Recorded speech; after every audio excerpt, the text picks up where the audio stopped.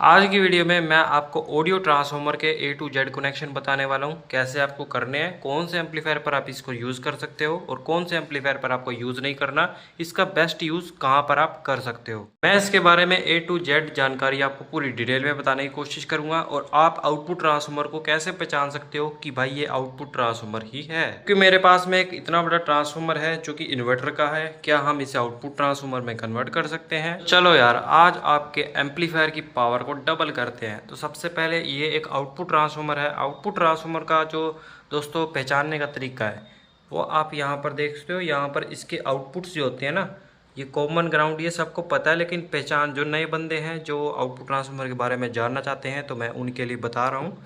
ठीक है, बहुत सारी वाइंडिंग नीचे की ओर निकली होगी। ये नीचे भी हो सकती है, ऊपर भी हो सकती है। कुछ ट्रांसफार्मर ऐसे भी होते हैं, कुछ इस टाइप से रखे रहते हैं। तो दोस्तों कनेक्शन लगभग उनमें सेम ही होते हैं। और हर एक आउटपुट ट्रांसफार्मर में दो फीडबैक होते हैं। एक दोस्तों बेसिकली दो कोयल होती है, एक इधर होती है एक इधर होती है। बीच वाली आपस में कनेक्ट कर दी जाती है और हमारे पास टोटल 3 तार बचते हैं। एक इधर का फीडबैक, एक इधर का फीडबैक, ठीक है, और एक बीच का बचता है। ये दोस्तों अपना फर्स्ट मतलब प्राइमरी बोल सकते हैं और जो अपनी आउटपुट है ये हम सेकेंडरी बोल सकते हैं। तो इसे हम यूज़ कैसे करेंगे, देखो आपका एम्पलीफायर में स्पीकर आउटपुट का पॉइंट होता है, जो वहाँ से आप स्पीकर का आउटपुट जो तार होता है आप उसे स्पीकर पे मत लगाना, आप उसको एक इधर पे लगा देना, एक इधर पे लगा देना। बीच वाले को आपस में शॉर्ट कर देना, बीच में कोई वायर नहीं जाएगा। ये दोस्तों कनेक्शन थोड़े अलग हैं, इसलिए यहाँ पर बीच में वायर है। तो आप जैसे ही इसको बजाओगे, अभी भाई स्पीकर अभी मत लगाना, जैसे ही आप इसको बजाओगे इसमें से थोड़ी सी आवाज़ें आएंगी, फिर आप इसमें स्पीकर लगा के चेक कर सकते हो। आपका आउटपुट ट्रांसफार्मर 101% वर्क करना शुरू कर देगा अगर इसके अंदर आवाज़ें बजने लगी। ठीक है, हर एक आउटपुट ट्रांसफार्मर जब उसमें सिग्नल जाता है तो वो थोड़ा सा आवाज़ करता है। भी आप गाना बजाओगे वो गाना थोड़ा थोड़ा इसमें बजता है। और ध्यान रखो, कभी भी आउटपुट ट्रांसफार्मर लगाओ तो ग्राउंड से 8 ओम के बीच में एक 1K का रेजिस्टेंस लगा दो 5 वाट का, जिससे आपका आउटपुट ट्रांसफार्मर बहुत बढ़िया चलता रहेगा। अब बात कर लेते हैं आपका आउटपुट ट्रांसफार्मर किन किन एम्पलीफायर पर लग सकता है। देखो मेरे पास में क्लास AB एम्पलीफायर है जो कि दोस्तों 2 ट्रांजिस्टर में है, एक NPN एक PNP। आप इस पर बेफिक्र होकर आउटपुट ट्रांसफार्मर लगा सकते हो। लेकिन ध्यान रखने वाली एक चीज़ है, आउटपुट ट्रांसफार्मर काम करता कैसे है ये आपको पता है, लेकिन आपका एम्पलीफायर जल ना जाए इससे भी तो भाई पता होना चाहिए। मतलब आपका एम्पलीफायर ये आउटपुट ट्रांसफार्मर जला भी सकता है। देखो मान लीजिए आपका एम्पलीफायर आउटपुट में AC वोल्टेज निकालता है 20 और वही इसकी मैक्सिमम है, मतलब इसकी मैक्सिमम, या फिर यूँ कह लो कि इसकी मतलब मैक्सिमम वोल्टेज 10 है।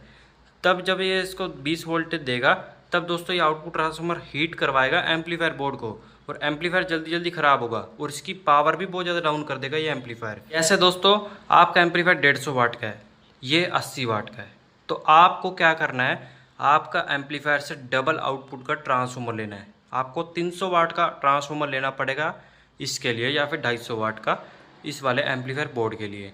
कभी भी ध्यान रखना छोटा ट्रांसफार्मर मत लगाना, वरना आपका एम्पलीफायर बोर्ड खराब हो जाएगा। अब दोबारा वही बात आ जाती है, हम इसे कौन से एम्पलीफायर पर लगा सकते हैं। क्लास AB पर आप लगा सकते हैं, लेकिन ड्राइवर सेक्शन की बात होती है, कौन सा ड्राइवर सेक्शन इसके कोयल को यानी इस आउटपुट ट्रांसफार्मर को झेल सकता है। ठीक है, क्लास AB पर ये चल जाता है। क्लास B का कनेक्शन यहाँ ऑलरेडी हो रखा है। क्लास A एम्पलीफायर की दोस्तों वो जो क्लास A होता है वो IC वाला एम्पलीफायर होता है। और क्लास D पर क्या ये वर्क करता है, देखो भाई क्लास D की एफिशिएंसी पहले ही बहुत ज़्यादा होती है, तो आप इस पर आउटपुट ट्रांसफार्मर ना लगाएं, आपका ड्राइवर सेक्शन खराब हो सकता है। अगर तुम्हारे पास में 30-030 या फिर भाई उससे ज़्यादा वोल्ट का ट्रांसफार्मर है तो आप उसको भी आउटपुट ट्रांसफार्मर की तरह यूज़ कर सकते हो।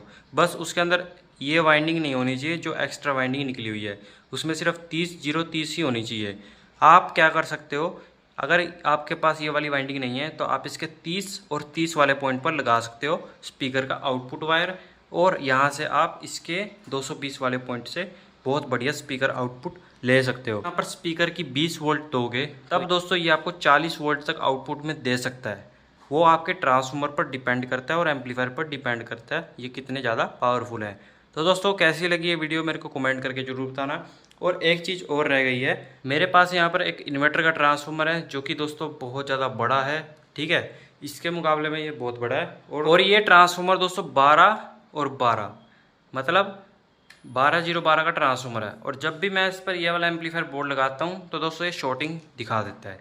तो ये एक चीज़ ध्यान रखना, एम्पलीफायर बोर्ड पर आउटपुट ट्रांसफार्मर लगाना है तो कम वाट का ट्रांसफार्मर मत लगाना, वरना आपका एम्पलीफायर ख़राब होगा। भाई नेक्स्ट वीडियो में मैं आपको दोस्तों कनेक्शन पूरे करके दिखाने की कोशिश करूँगा। मेरे पास एक 500 वाट का आउटपुट ट्रांसफार्मर है, वो मैंने किसी भाई को दे रखा है, उससे मैं जैसे ही लूँगा मैं आपके लिए एक वीडियो बना दूँगा।